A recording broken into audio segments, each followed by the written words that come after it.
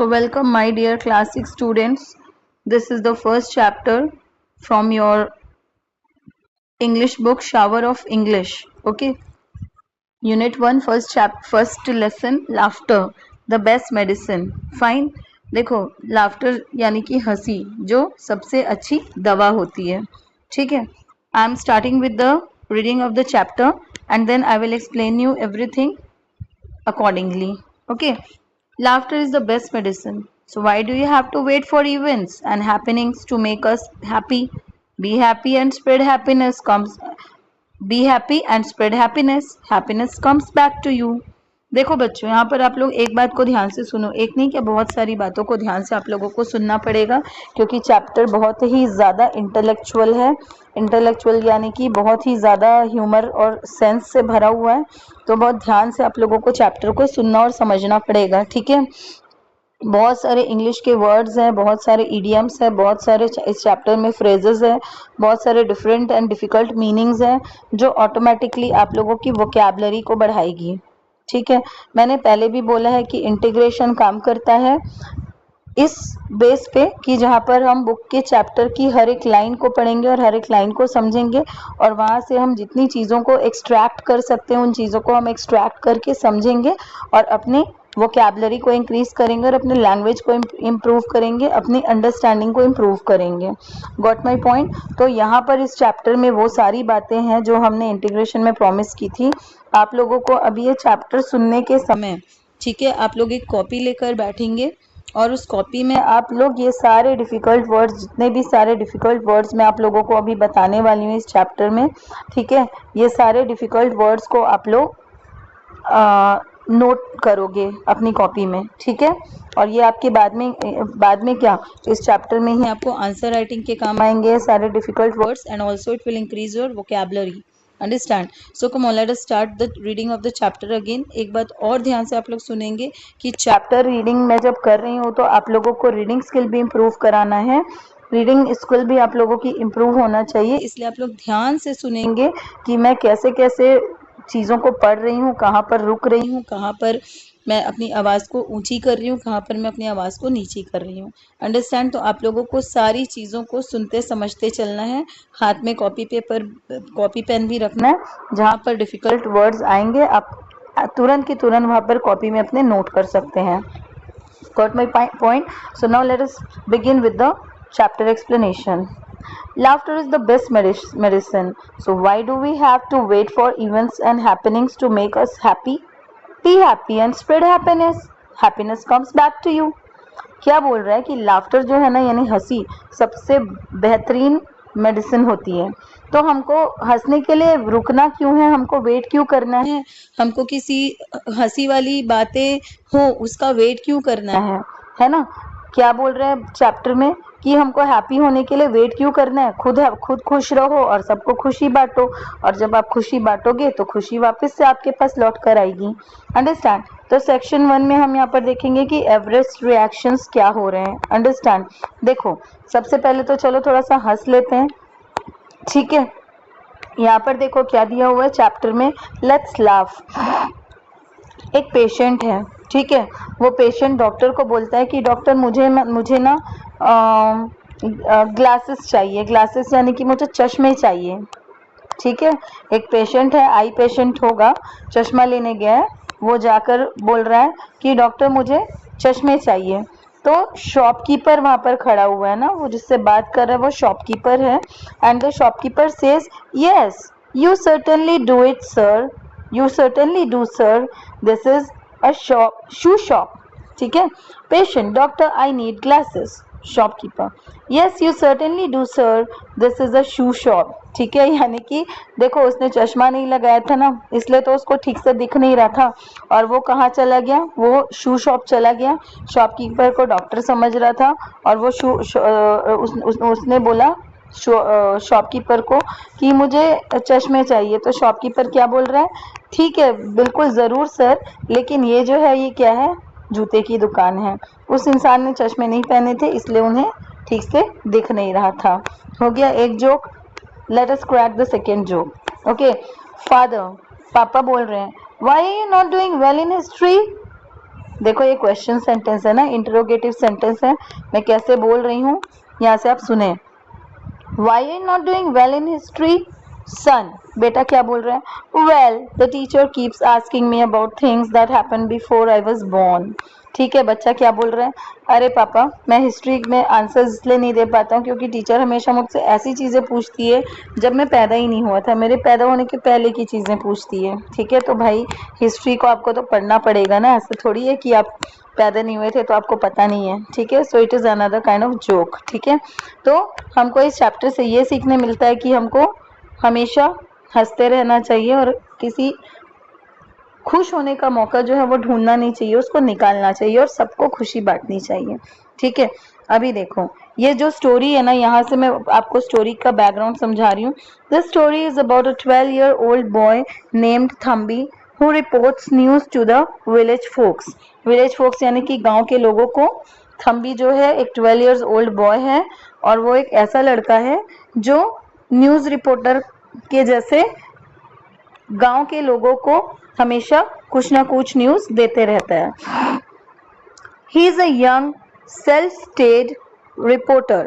Styled reporter. ठीक है, young है, 12 years का है तो ऑब्वियसली यंग होगा, है ना। सेल्फ स्टाइल्ड रिपोर्टर यानी अपने उसके खुद के स्टाइल हैं। ठीक है, self styled reporter who is always eager to report about cricket scores, flying saucers, traffic accidents and other such matters. तो एक सेल्फ स्टाइल्ड रिपोर्टर है वो जो हमेशा गांव के लोगों को किस प्रकार की न्यूज़ देने में इंटरेस्टेड रहता है। क्रिकेट स्कोर्स हो गए, फ्लाइंग सॉसर्स यानी कि फ्लाइंग सॉसर्स क्या होते हैं पता है? अनडिफाइंड फ्लाइंग ऑब्जेक्ट्स, वो यूएफओ जादू वाला जो होता है ना, यूएफओ जो उड़ता रहता है स्काई में और फिर अचानक से गायब हो जाता है। ठीक है, उसको बोलते हैं फ्लाइंग सॉसर्स। तो उसके बारे में जानकारी देना। ठीक है, ट्रैफिक एक्सीडेंट्स हो गया है कुछ उनके गांव में, उसकी जानकारी देना, या फिर बाहर की कोई जानकारी है ना, उस तरीके की वो जानकारी लोगों को, गांव के लोगों को देता था। ठीक है, use Cordova smart class software. Okay ठीक है, ये हमारे लिए नहीं है, fine. He was the youngest member of the house hold, Thambi now 12 years old, who came in with the news। अपने फैमिली में क्या है वो? Youngest member of the house hold, अपने फैमिली में सबसे छोटा मेंबर है, यानी कि थम्बी सबसे छोटा है जो कि 12 साल का है और वो who came in with the news, हमेशा न्यूज़ लेकर आता है। It was his habit to go out and keep dashing back every little while with reports of cricket scores, flying saucers, traffic accidents and other such matters। ठीक है, छोटा सा लड़का है 12 साल का, उसकी हैबिट क्या है कि वो बाहर जाता है और एंड डैशिंग बैक जो है ना, देखो डैशिंग बैक यहाँ पर एक बहुत इंपॉर्टेंट वर्ड है। डैशिंग बैक एक फ्रेजल वर्ब है। ठीक है, फ्रेजल वर्ब है। फ्रेजल वर्ब क्या होता है? जहाँ पर एक दो वर्ड का कॉम्बिनेशन होता है जिसमें से एक वर्ड प्रेपोजिशन होता है और एक वर्ड होता है वर्ब एंड दूसरा वर्ड होता है प्रेपोजिशन। ठीक है, तो ये जो है ना फ्रेजल वर्ब, यहाँ पर ही मैं आपको बता देती हूँ कि जो फ्रेजल वर्ब है ना, जो वर्ब एंड प्रेपोजिशन का कॉम्बिनेशन बनाकर जो दो शब्द का एक कॉम्बिनेशन बन रहा है, ठीक है, वो एक ऐसा नया शब्द जनरेट करता है जिसका मीनिंग ना उस बेसिक प्रेपोजिशन एंड वर्ब से अलग रहता है। ठीक है, जैसे कि मैं आपको छोटा सा एग्जांपल बताती हूँ, लुक आफ्टर। ठीक है, लुक आफ्टर भी एक फ्रेजल वर्ब है जहां पर लुक का मतलब होता है देखना, it is a verb, and after is a preposition, बाद में। तो इस यहाँ पर लुक आफ्टर का मतलब बाद में देखना नहीं होगा, लुक आफ्टर का मतलब पूरा चेंज हो जाता है and it is a phrasal verb, its meaning is to take care of. Look after का मतलब क्या हो जाता है? किसी का केयर करना। अंडरस्टैंड? तो फ्रेजल वर्ब के बारे में आपको यहाँ पर ये जानना बहुत ज़रूरी है। आप क्लास 6 में पहुँच गए कि फ्रेजल वर्ब एक दो ऐसे वर्ड्स का कॉम्बिनेशन होता है जो एक वर्ब एंड एक प्रेपोजिशन से बना होता है। I hope you understand. Okay, और जो न्यू वर्ड फॉर्म होता है उसका मीनिंग पूरा डिफरेंट होता है। एंड यू नो एक बहुत अच्छी बात बताती हूँ कि फ्रेजल वर्ब्स जो होते हैं ना वो आपकी इंग्लिश को और एडवांस्ड बनाते हैं। ठीक है, आपकी इंग्लिश को, जैसे आप बोलना चाहते हैं I take care of my grandparents, तो आप अगर उसकी जगह आप बोलोगे कि I look after my grandparents, तो कितना अच्छा लगेगा, है ना। हम बोलते हैं बी केयरफुल, यानी कि आराम से, ध्यान से, है ना। लेकिन अगर हम फ्रेजल वर्ब के भाषा में बोलें तो हम बोल सकते हैं वॉच आउट। ये क्या होगी, आपकी इंग्लिश को एडवांस्ड बनाता है। I hope you understand. ठीक है, तो चैप्टर की तरफ हम आगे बढ़ते हैं और देखते हैं कि डैशिंग बैक का मतलब क्या होता है, कि एकदम हड़बड़ी में यहाँ वहाँ भागना। ठीक है, सडनली एकदम से उठना, भाग जाना, उसको बोलते हैं डैशिंग बैक। तो उसकी ये हैबिट थी, है ना, कि एकदम से उठता था और भागता था हर छोटी छोटी बात में और हर छोटे छोटे रिपोर्ट, छोटी छोटी चीज़ों में, और जाकर एकदम से रिपोर्ट करता था, है ना, रिपोर्ट्स ऑफ क्रिकेट स्कोर्स। दौड़ता था, जहाँ से उसको पता चले ना वो तुरंत एकदम से भागता था और सबको बताने चले जाता था क्रिकेट स्कोर इतना हुआ है, वहाँ पर फ्लाइंग सॉसर देखा गया है, ट्रैफिक एक्सीडेंट हो गया है, और इस तरीके की सारी न्यूज़ वो देता रहता था। Today he came in crying out. देखो एक फिर से अलग नया वाला आपका फ्रेजल वर्ब क्राइंग आउट, यानी कि बिल्कुल चीखते चिल्लाते हुए वो आ रहा है। ठीक है, crying is a verb and out is a preposition। Phrasal verb हो गया क्राइंग आउट। क्राइंग आउट का मतलब बाहर जाकर चिल्ला रहा नहीं होता है, क्राइंग आउट का मतलब जोर से चिल्लाते हुए आ रहा है, एकदम स्क्रीमिंग करते हुए। अब आज वो उसने क्या किया, एकदम चिल्लाते हुए आया और क्या बोला, Mount Everest has been conquered, यानी कि माउंट एवरेस्ट को जीत लिया गया है या फिर उसमें कब्जा कर लिया गया है। कॉन्कर का मतलब होता है जीत लेना किसी चीज को या उसमें अपना कब्जा कर लेना। ठीक है, दौड़ते हुए आता है एकदम से चिल्लाते हुए कि माउंट एवरेस्ट जो है ना वो कॉन्कर हो गया है। They have reached the top, people thought he was joking. क्या बोल रहा है, माउंट एवरेस्ट जो है ना उसमें कब्जा कर लिया गया है और उन लोग ऊपर चढ़ चुके हैं। ठीक है, ऐसे करके वो चिल्लाते हुए आ रहा है। अब लोग क्या सोच रहे हैं कि वो मजाक कर रहा है, he was joking. Although Thambi was generally an accurate reporter, occasionally, perhaps when he felt that people's interest in living was flagging. ठीक है, although यानी कि जबकि, ठीक है, लोग क्या समझ रहे हैं कि वो जोक कर रहा है, वो मजाक कर रहा है, जबकि थम्बी जो है ना जनरली यानी अक्सर ना वो हमेशा एक एक्यूरेट न्यूज़ देता है, इज एन एक्यूरेट रिपोर्टर, बिल्कुल सही खबर देने वाला रिपोर्टर है। ऑकेशनली यानी कि कभी कभार, परहैप्स शायद, कभी कभार शायद, when he felt that people's interest in living was in living was flagging। ठीक है, जब तक कि उसको ये ना लगे कि लोगों का जो इंटरेस्ट है ना वो डाउन हो रहा है। Interest in living was flagging, यानी कि लोगों का जो विश्वास है जीने में वो डाउन हो रहा है। फ्लैगिंग का मतलब क्या होता है पता है, फ्लैगिंग का मतलब होता है ना कि एकदम थक गए हैं या तो फिर इंटरेस्ट एकदम डाउन हो गया है। ठीक है, my interest is flagging from this subject, यानी कि मेरा जो इंटरेस्ट है ना वो एकदम डाउन हो गया है। ठीक है, तो बिल्कुल एक्यूरेट रिपोर्टर है। कभी कभार होता है ऐसा कि जब लोगों का इंटरेस्ट एकदम डाउन हो जाता है। ठीक है, when he felt that people's interest was flagging, he would continuously rouse them with stories of dacoity and arson in the neighborhood।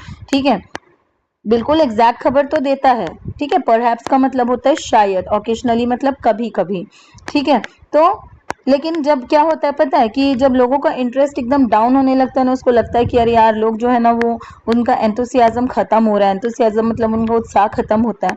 क्या करता है पता है, वो लोगों को ना बिल्कुल एकदम जागृत कर देता है। कैसे, अच्छी अच्छी स्टोरीज सुनाकर। कैसी, डेकोइटी वाली, देखो देखो वहां पर ना चोरी हो गई है, ऐसा ऐसा हो गया, आप लोग बिल्कुल अलर्ट रहिए। ठीक है, और arson, arson in the neighbourhood, arson का मतलब होता है कि जानबूझकर कहीं पर आग लगा देना, झोपड़पट्टी में या कहीं पर भी जानबूझकर आग लगा देना।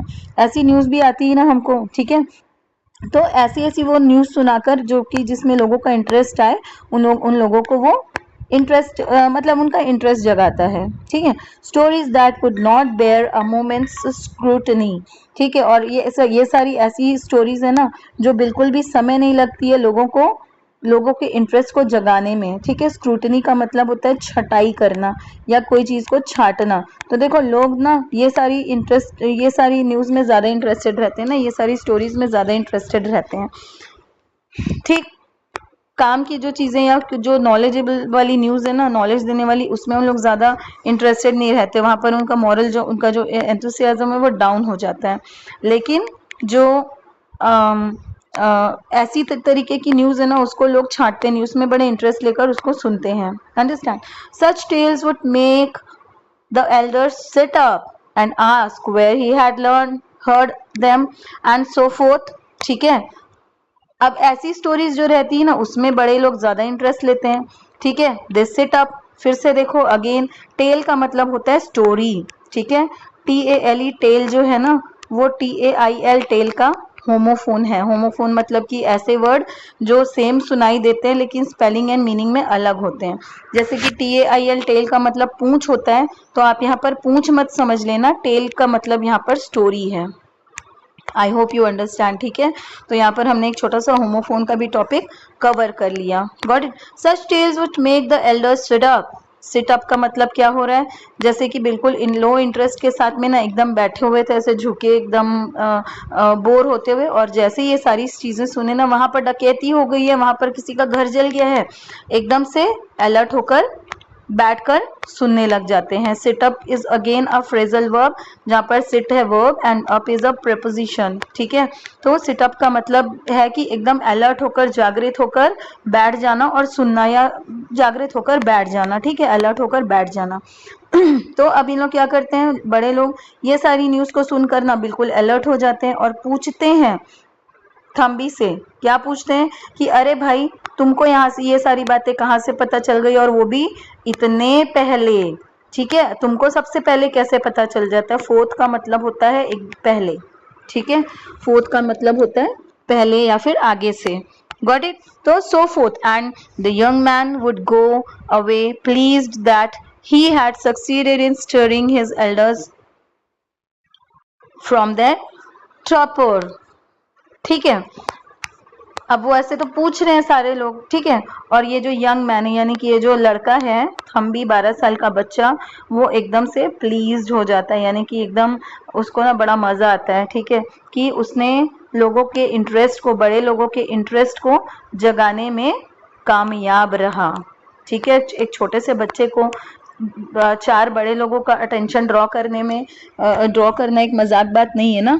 तो टॉपर का मतलब होता है लेजीनेस। ठीक है, तो उनकी लेजीनेस को हटाना और उनका इंटरेस्ट जगाना एक छोटे से बच्चे के लिए आसान काम नहीं है, लेकिन वो काम थम्बी कर रहे हैं, इसलिए वो एकदम प्लीज्ड हो जाता है, बड़ा खुश हो जाता है। अंडरस्टैंड? कि सारे बड़े लोग ना उसको सीरियसली सुन रहे हैं और उसकी बातों में इंटरेस्ट ले रहे हैं। Understand? This seemed to be such an occasion. ये क्या है ना, कभी कभार ऐसा हो जाता है। ओकेशन मतलब कि कोई ऐसा, मतलब ओकेशन मतलब कि कभी कभार हो रहा है ना, occasionally. Thambi tried to run away after declaring the conquest of the Everest, but he was caught by the ear and asked to explain। ठीक है, थम्बी क्या कर रहा है? He tried to run away। देखो run away है ना, run away का मतलब है भाग जाना। It is also a phrasal verb। ठीक है, तो भाग जाने के लिए जो फ्रेजल वर्ब है, आप क्या यूज कर सकते हैं? Run away. तो थम्बी क्या करता है? ट्राई करता है एकदम से भागने की, और वो एकदम बता रहे हैं ना कि जो माउंट एवरेस्ट जो है ना, वो जीत लिया गया है। But he was caught by the ear and asked to explain. लेकिन अब क्या हुआ कि वो दौड़ते दौड़ते एकदम सब जगह बता रहा है बात को, लेकिन कॉट बाय द ईयर का मतलब होता है कि कोई एकदम ध्यान से उसको सुन लिया है और वो उसको एक्सप्लेन करने के लिए बोल रहा है। Understand? Cot by the year भी ना एक इडियम है। इडियम क्या होता है? इडियम का मतलब होता है कि मुहावरा जैसा। ठीक है, उसका कुछ मीनिंग होता है। तो कॉट बाय द ईयर का मतलब है कि कोई ऐसा इंसान जो उसको ध्यान से सुना है और उसको पकड़ लिया और बोल रहा है कि ये क्या बोल रहे हो, चलो तो ढंग से समझाओ इस बात को। ठीक है, यहाँ पर आपको एक छोटा सा टास्क है, give 2 describing words for Thambi. Describing words यानी कि आपको ना थम्बी के बारे में, थम्बी की 2 क्वालिटीज बताने, यानी कि आपको एडजेक्टिव्स बतानी है। ठीक है, एडजेक्टिव क्या होता है? एडजेक्टिव होता है डिस्क्राइबिंग वर्ड जो नाउन की क्वालिटी बताता है। यहाँ पर नाउन कौन है? थम्बी है ना, थम्बी एक पर्सन है, इसकी हमको क्वालिटीज बताना है। तो मुझे लगता है कि अभी तक मैंने इतना अच्छा समझाया है कि आप लोगों को समझ में आ गया होगा कि थम्बी एक बहुत ओवर एक्साइटेड बॉय है, and he is very what to say, he is very enthusiastic boy। Understand, he is very enthusiastic boy. ठीक, तो यहाँ पर आपको अपने मन से ढूंढना है कि थम्बी जो है वो कैसा बॉय है और आपको उसके लिए 2 डिस्क्राइबिंग वर्ड देना है। Where did you get this news, आप ये न्यूज कहाँ से लेकर आए हैं, उसको पूछ रहे हैं लोग। Who told you about it, आपको यहाँ ये सारी बातें कहाँ से पता चल रही है, किसने आपको बताया। Got it over the radio in the next house, क्या बोल रहा है वो, मुझे कहाँ से पता चला, मुझे रेडियो से पता चला जो मैंने बाजू वाले के घर से सुना है। Next house, how often have you been told to keep to your books and not loaf all over the place in the sun, क्या बोल रहे हैं उसको, जिसने उसको पकड़ा है और उससे पूछ रहे हैं, वो बोल रहे हैं कि अच्छा बाजू वाले घर से तुम्हें कितनी बार बोला है। ऑफन का मतलब क्या होता है, ऑफन देखो एक एडवर्ब होता है, एडवर्ब ऑफ फ्रीक्वेंसी। ऑफन का मतलब होता है जो चीज बार बार होती है, ठीक है। तो ऑफन मतलब क्या है कि आपसे कितने बार पूछा गया है, कितने बार आपको बोला गया है कि आप यहाँ वहाँ घूमे मत नहीं, और आपको अपनी पढ़ाई में ध्यान देना है। Keep to your books, keep to your books मतलब आपको अपनी पढ़ाई में ध्यान देना है। एंड नॉट लोफ, लोफ का मतलब होता है इधर उधर फिरना या मंडराना या घूमना, है ना, ठीक है, आवारागर्दी करना, ठीक है, उसको बोलते हैं लोफ। तो बोल रहे हैं कि आपको कितने बार बोला गया कि पढ़ाई में ध्यान दो, यहाँ वहाँ घूमा मत करो, ये इधर उधर यहाँ वहाँ इस जगह में आप घूमते रहते हो धूप में, ठीक है। I was studying all afternoon and went out only for a moment to listen to the radio in the next house. क्या बोल रहे थम्बी, मैं पूरे दोपहर भर पढ़ा हूँ और अभी मैं थोड़े देर के लिए बस निकला हूँ। I was out only for a moment, यानी कि मैं थोड़े ही देर के लिए निकला हूँ और वो भी रेडियो सुनने के लिए, बाजू वाले घर में जो लोग सुन रहे थे, चल रहा था, उसको सुनने के लिए मैं निकला हूँ। What is wrong with our own radio? शायद उसके पापा या उसके घर वाले कोई होंगे, वही से सारा सवाल कर रहे हैं, पूछ रहे हैं कि हमारे घर के रेडियो में क्या खराबी हो गई है भाई, जो आपको पड़ोसी का रेडियो सुनना पड़ रहा है। Finding that the subject was getting unnecessarily twisted, the young man declared, Mount Everest has been climbed and that is all I know.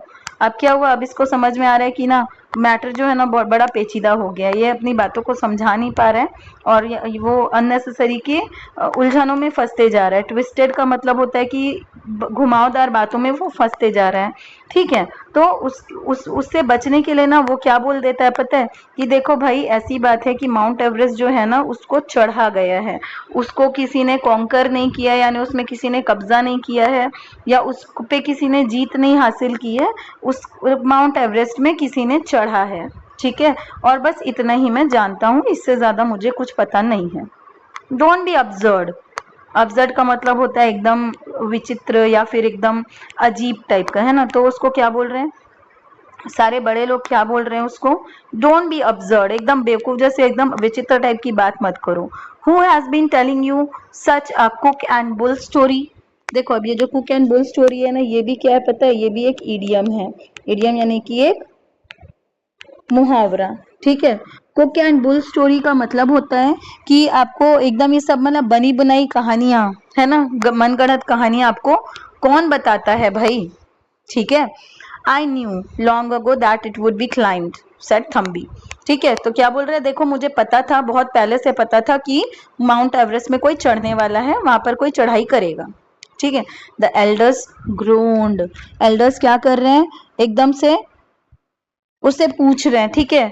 Grown, how could it be, it is impossible, एकदम से उसको क्या बोल रहे हैं गुस्से में कि ऐसा कैसे हो सकता है, ये कैसे पॉसिबल है, क्यों, माउंट एवरेस्ट तो सबसे बड़ा, एशिया की सबसे हाईएस्ट माउंटेन पीक है ना, ठीक है। इसलिए सब लोग बोल रहे हैं कि वहां पर कोई कैसे चढ़ सकता है, ये तो बिल्कुल इम्पॉसिबल है। Tenzing and Hillary have done it, क्या बोल रहा है थम्बी, तेंजिंग एंड हिलेरी, देखो ये सच बात है, ठीक है। माउंट एवरेस्ट को फर्स्ट टाइम चढ़ा था 29 मई 1953 में दो लोगों ने, ठीक है। कौन कौन, Edmund Hillary and Tenzing Norway, ठीक है। तेंजिंग का पूरा नाम है तेंजिंग नॉर्वे एंड हिलेरी का पूरा नाम है एडमंड हिलेरी, ठीक है। ये दोनों ऐसे लोग हैं ना जो लोग सबसे पहले माउंट एवरेस्ट में चढ़े थे रियली, और यही न्यूज़ जो है वो रेडियो में आ रही थी जो थम्बी ने सबको बताई, लेकिन और वो रेडियो सुनता था इसलिए उसको पता था कि कोई माउंट एवरेस्ट चढ़ने वाला है, लेकिन जो लोग हैं वो सब क्या कर रहे थे, उसकी बातों का मजाक उड़ा रहे थे, उसकी बातों को सीरियसली नहीं ले रहे थे। Getting my point? ठीक है, तो ये सच बात है। ठीक है, और अगर आपसे कोई पूछता है एक जनरल नॉलेज का क्वेश्चन कि सबसे पहले माउंट एवरेस्ट को किसने चढ़ा था और कब चढ़ा था, तो आप बता सकते हैं कि 29 मई 1953 में दो लोग थे, Tenzing Norgay and Edmund Hillary, इन दोनों ने चढ़ा था। ठीक है, तो अब ये जो लड़का है ना, अब इसको बड़ा मजा आ रहा है। क्यों? अब ये फिर फैक्ट्स के साथ में आ रहा है। देखो, जब हम बात करते हैं ना, तो हमारी बातों में भार कब पड़ता है? जब हम फैक्ट्स के साथ में बात करते हैं। ठीक है, और इसके पास में फैक्ट है, यानी कि इसके पास सही जानकारी है, इसलिए ये बड़े प्राउड के साथ में बता रहा है। ठीक है, कि तेंजिंग और हिलरी जो है ना, उन्होंने ये किया है। ठीक है, set the well informed boy, यानी कि बिल्कुल अच्छी जानकारी रखने वाला एक जो लड़का है वो उनको बता रहा है कि देखो भाई, ऐसा ऐसा इम्पॉसिबल नहीं है, ये पॉसिबल और हो चुका है। और किसने चढ़ा है, किसने किसने चढ़ लिया माउंट एवरेस्ट में? Tenzing Norgay and Edmund Hillary. ठीक है, ही वॉज डिलाइटेड। डिलाइटेड का मतलब होता है बहुत खुश होकर, एकदम प्राउड में बता रहे हैं ना। देखो, मुझे पता है, आप लोग इतने बड़े हो, आप लोगों को नहीं पता है। ठीक है, ही वॉज डिलाइटेड। आप भी जब बहुत खुश है ना, आई एम वेरी हैप्पी, इस बात को आप कैसे बोल सकते हैं एडवांस में? आप बोल सकते हैं कि I am delighted, I am glad. Understand? इस तरीके से आप लोग बता सकते हैं। फाइन। तो he was dilated with his own success, अपने सक्सेस से वो खुद बहुत ज्यादा डिलाइटेड, यानी कि बहुत ज्यादा खुश है कि मुझे कुछ एक ऐसी बात पता है जो बाकी के मेरे गांव के बड़े लोगों को नहीं पता है। ठीक है,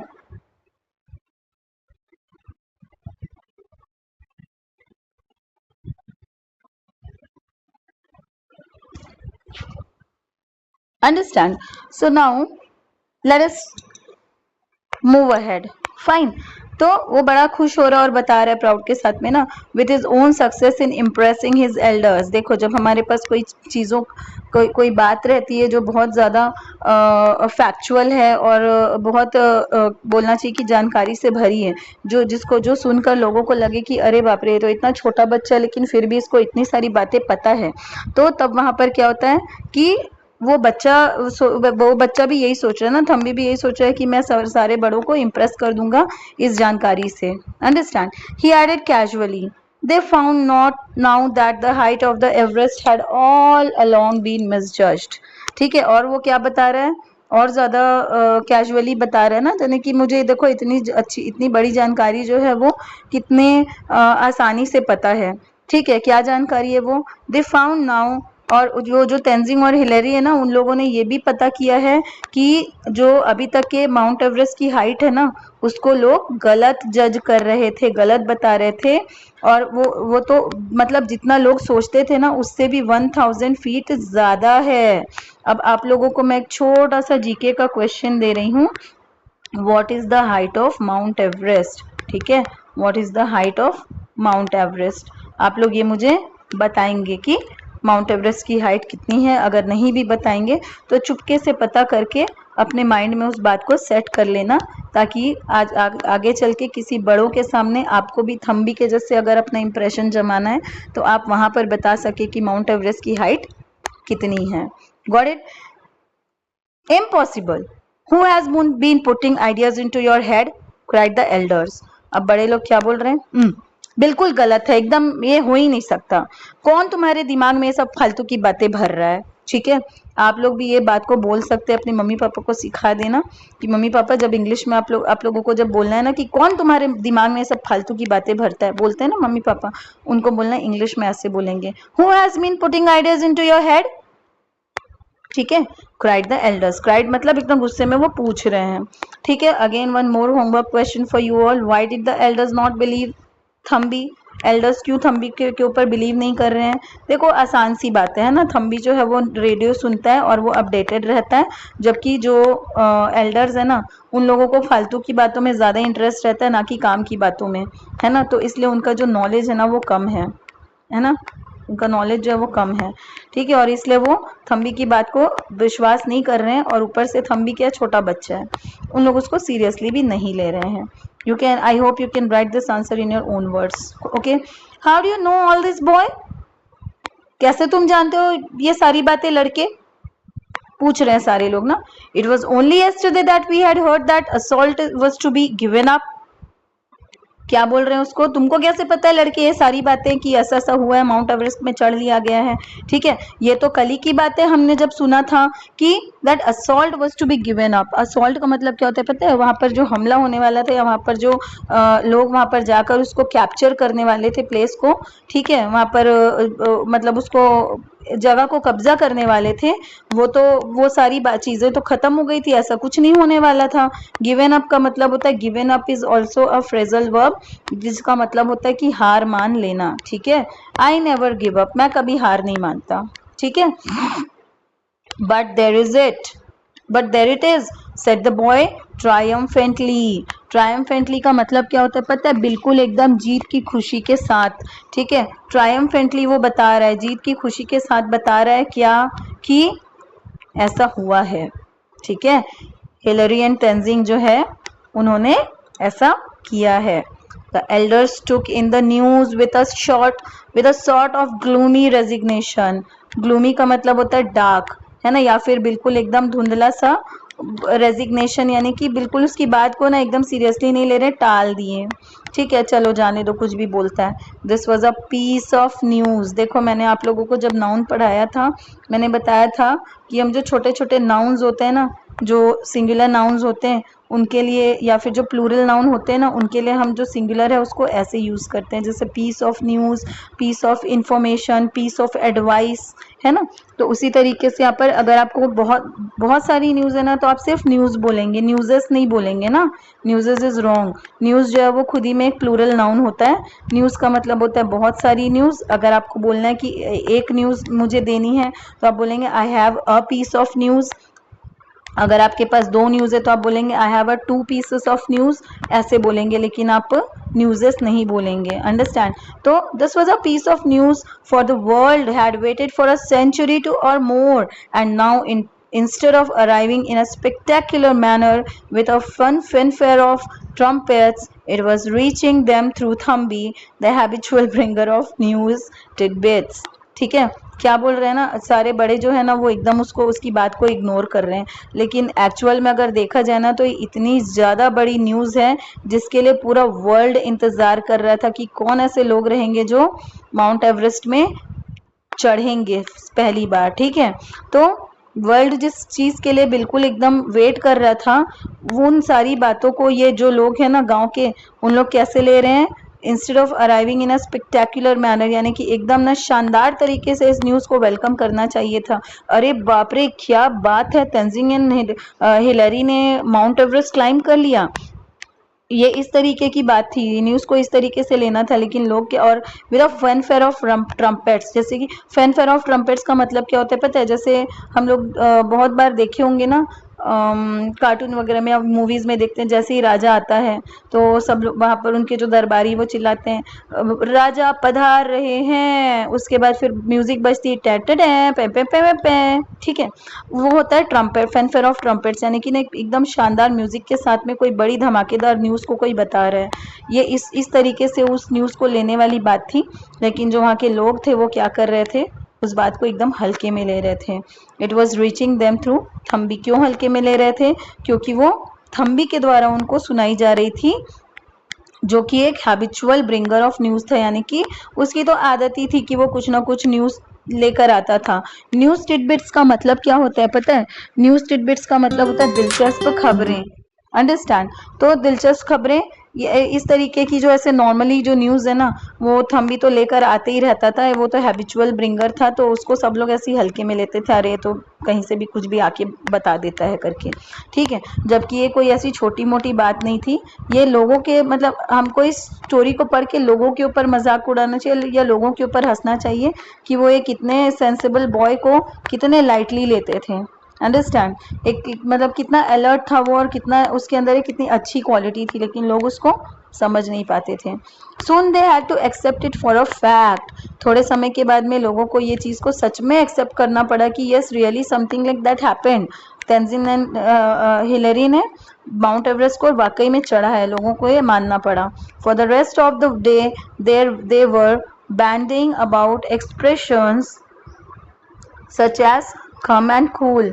No two persons agreeing on the definition of these expressions or their origin. ठीक है, क्या बोल रहे हैं यहाँ पर कि बहुत जल्दी लोगों ने ना इस बात को मतलब एक्सेप्ट किया. Got it. बाकी पूरे दिन भर के लिए क्या हुआ पता है, दे वर बैंडिंग अबाउट ना. अगेन इट इज अ क्या बोलना चाहिए, it is a phrasal verb. ठीक है,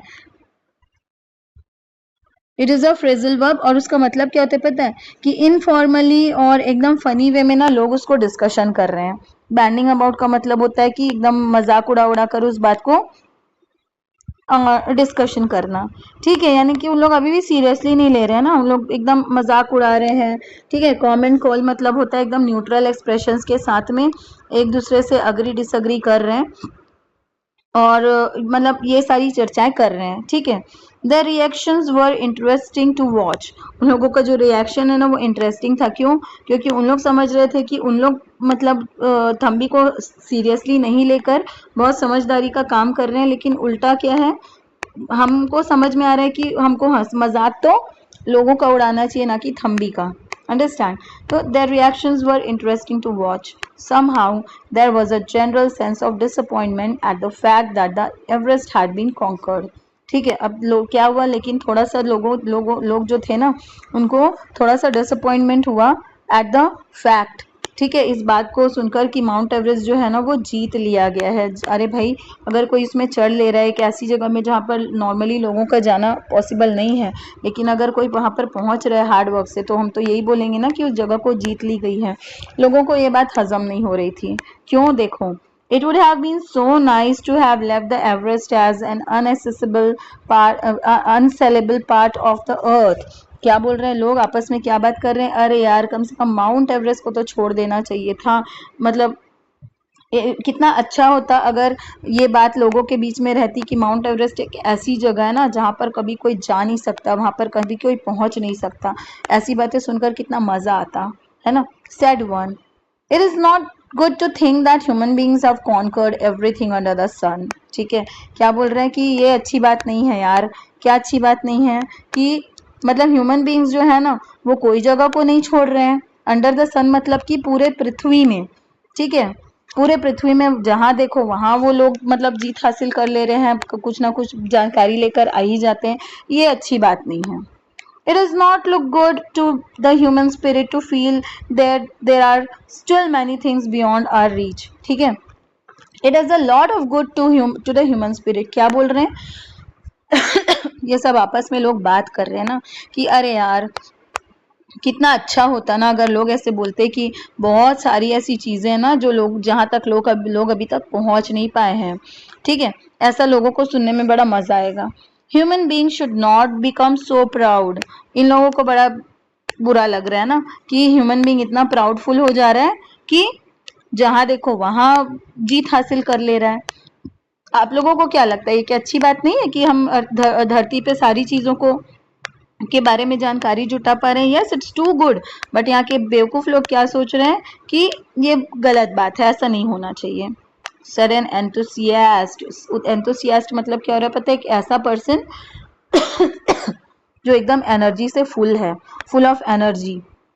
अ person who is full of energy is called enthusiast. ठीक है, तो एक एंथुसियास्ट है ना वो क्या बोल रहा है, अ मास्टरपीस ऑफ प्लानिंग. एक इंसान है वो मास्टरपीस ऑफ प्लानिंग. ठीक है, sudden enthusiast a masterpiece of planning. It restores one's faith in human endeavour. क्या बोल रहा है कि बहुत अच्छी प्लानिंग है भाई. ये जो बातें हैं ना, ये जो ऐसा हो रहा है, ये लोगों का विश्वास बढ़ाती है कि इंसान जो है वो प्रयास करना नहीं छोड़ रहा है. क्या बोल रहा है, एक समझदार इंसान होगा उन सब पागलों के बीच में, वो बोल रहा है कि बहुत अच्छी बात है भाई, बहुत अच्छी प्लानिंग है. ये लोगों को ऐसा भरोसा दिलाती है कि मनुष्य जो है वो प्रयास तो कर रहा है. Clear headed planning is the most difficult thing to achieve. क्या बोल रहा है, एक जो क्लियर हेडेड प्लानिंग है ना, यानी कि एक ऐसी प्लानिंग जिसको फॉलो सही में किया जा सके और उसको फॉलो करके सक्सेस पाया जा सके, ये बहुत मुश्किल है. Understand? I challenge anyone here to plan a journey to Tirupati and get through. without having to alter it half a dozen times on the way। ठीक है, क्या बोल रहे हैं कि ये तो माउंट एवरेस्ट की बात हो रही है, कोई ऐसा इंसान है, मैं चैलेंज करता हूँ, जो जर्नी प्लान करे तिरुपति की और वहां तक पहुंचे, वो भी कैसे, बहुत बार रुके बिना वहां पर पहुंचे। समझ रहे हो कहने का मतलब कि अगर तिरुपति हमको जाना है तो ही हम कितने बार रास्ते में रुकते हैं। तो माउंट एवरेस्ट तो इतनी ऊंची जगह है कि जो मतलब सबसे हाईएस्ट पीक है, वहां पर पहुंचने के लिए उन लोगों को कितने बार रुकना पड़ा होगा, और वहां पर रुकने के लिए वहां तक चढ़ने के लिए कितनी ज्यादा प्लानिंग करनी पड़ी होगी। तो वो इंसान यही बोल रहा है कि मुझे कोई करके बताए कि सिर्फ तिरुपति जाना है और बिना रुक के करके बताओ। चलो, माउंट एवरेस्ट तो फिर कितनी बड़ी चीज है, अंडरस्टैंड, उसके लिए कितनी मास्टरपीस प्लानिंग करनी पड़ी होगी, है ना। It depends said another. अब एक दूसरे महाशय है, वो क्या बोल रहे हैं, देखो भाई, ये निर्भर करता है, ये डिपेंड करता है किस पे, on starting the whole thing at the right moment from an astrologer's point of view.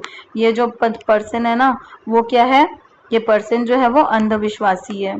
क्या बोल रहे हैं कि ऐसा नहीं है भाई, ये डिपेंड करता है ना, डिपेंड करता है कि इंसान कब सही समय में चालू किया है अपना काम, और उसको ज्योतिषी से पहले पूछना चाहिए कि भाई मैं ये काम करने जा रहा हूँ और मुझे ये करना है क्या। आप लोग क्या मानते हो कि ये सारी चीजें हैपन करती है? नो, ठीक है, हमको अपने हार्ड वर्क में और स्ट्रॉन्ग स्मार्ट प्लानिंग में विश्वास होना चाहिए, अंडरस्टैंड। क्या बोल रहा है वो इंसान की ये सारी चीज़ों का सही समय होता है और एस्ट्रोलॉजर से पूछना चाहिए, ठीक है। जो सक्सेस का जो सीक्रेट है ना, वो हॉरोस्कोप पे बिलीव करने से आता है। अगर आप हॉरोस्कोप में बिलीव नहीं करेंगे, हॉरोस्कोप यानी कि ज्योतिष विद्या में अगर बिलीव नहीं करेंगे और एस्ट्रोलॉजर से पूछकर अगर कोई काम सही समय पे नहीं करोगे, तो फिर आपका जो प्लानिंग है ना वो फेल हो जाएगा। If it is done accurately it will solve 90% of your difficulties of any undertaking. क्या बोल रहे हैं, अगर एस्ट्रोलॉजर से सही तरीके से अगर आप पूछकर अपना काम शुरू करोगे ना, तो आपका 90% काम तो ऐसे ही हो जाएगा, बिना किसी प्रॉब्लम के। क्या आप लोग ऐसा मानते हैं कि एस्ट्रोलॉजर से पूछकर कोई काम को शुरू करना चाहिए?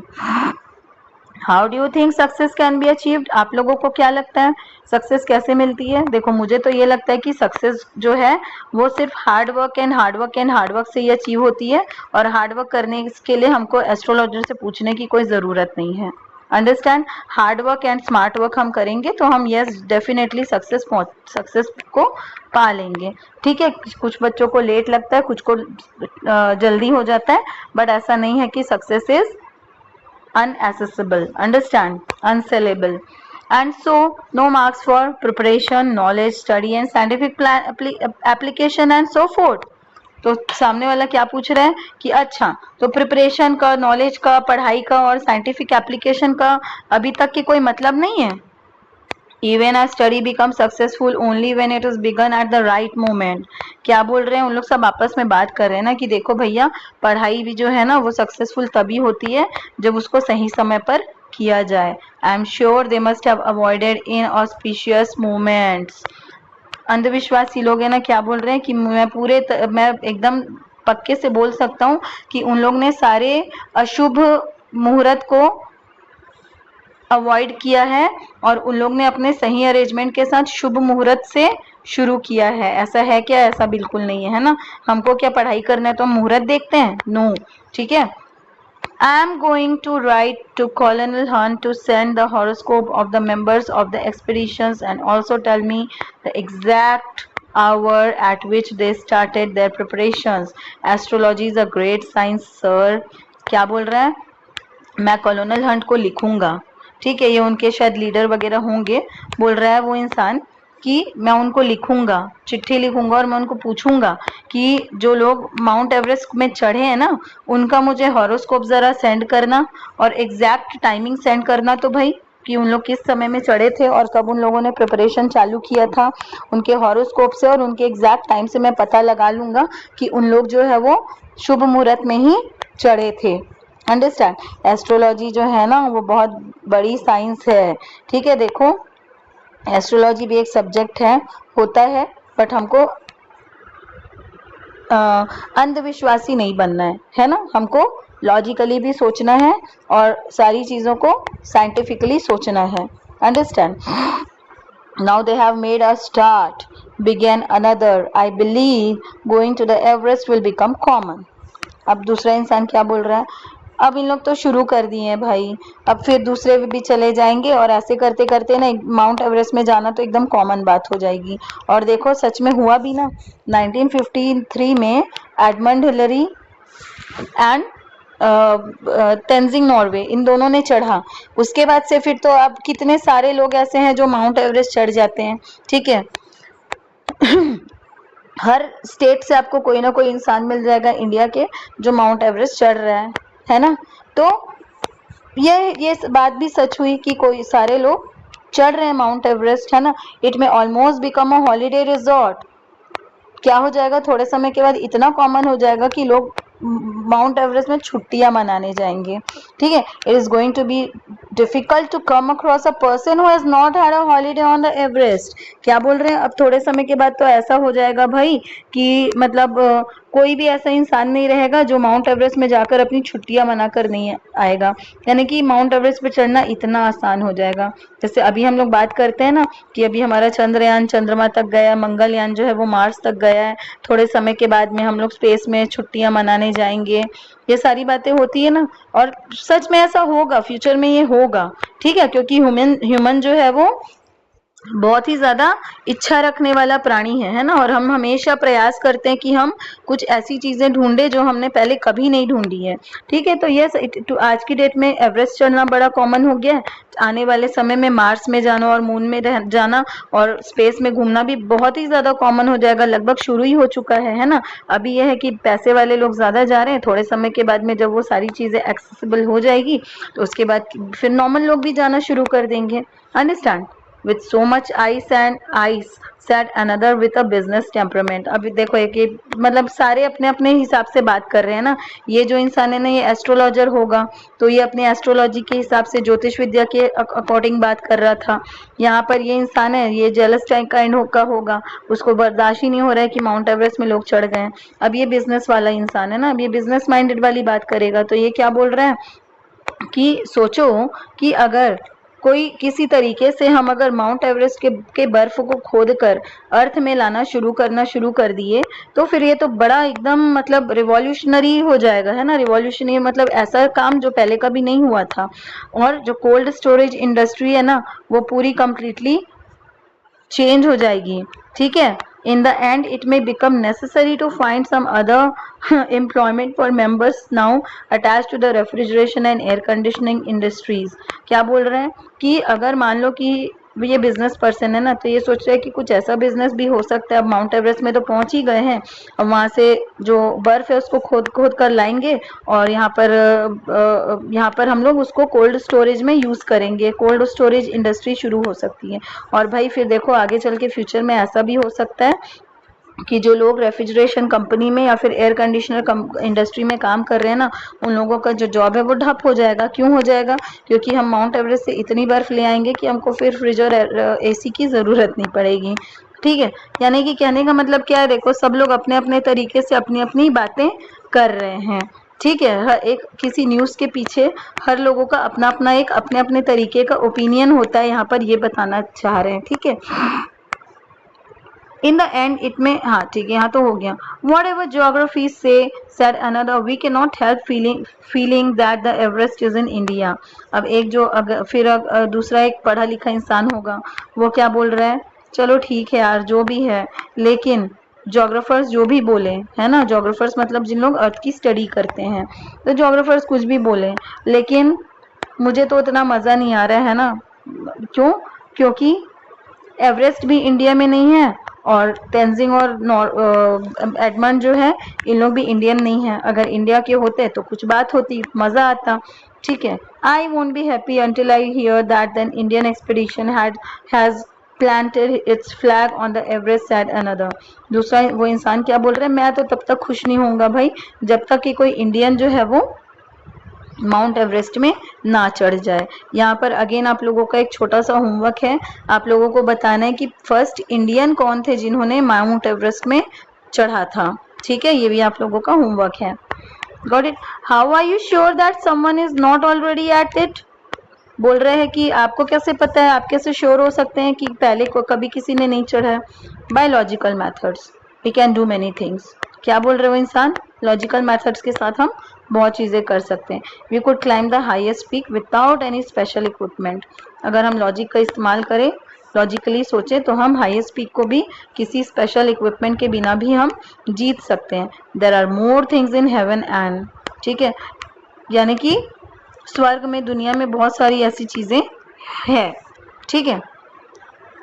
ये सब हम आपस में लोगों की बातें सुन रहे हैं ना, कि सब कैसे कैसे अपने अपने तरीके से एक न्यूज़ का के बारे में कितनी सारी ओपिनियन बनाते हैं। आज भी कहीं पर कुछ होता है तो सब लोग अपने अपने तरीके से उस बात के बारे में बात करते हैं, है ना। यही आपको यहाँ पर समझाना चाह रहे हैं। ओ स्टॉप स्टॉप, अब एक इंसान है क्या बोल रहा है, रुको रुको, I won't here that quotation again, I am tired of it. मैंने उस बात को, उस कोटेशन को सुना ही नहीं है, अब मैं एकदम, आई वोंट हियर, ठीक है, मैं नहीं सुनूंगा, मैं एकदम थक चुका हूँ ये सारी बातें सुनकर, बस अब चुप करो, ऐसे बोल रहा है, ठीक है।